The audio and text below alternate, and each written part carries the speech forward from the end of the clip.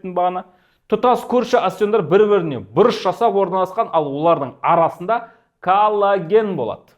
Яғни, мына цилиндр бір-біріне орналасады, ортасы бос болады. Мына жер, мына жер бос. Сол жерде коллаген жиналады. Сүйекке бағанағыдай гибкость, иілгіштік қасиет береді. Сүйек резко сынып қалмайтындай. Ал сүйектің химиялық құрамы сүйектегі биорганик заттар, мысалы, кальцийдан құрылған, сүйекке беріктік және қаттылық қасиет береді. Сүйектің қаттылығын кальций қамтамасыз етеді. Органикалық заттар, мысалы, осин нәруызы, сүйек нәруызы, сүйектің серпімділік, эластикалық, коллаген жиналатын жер бар ғой, және иілгіштік қасиетін арттырады.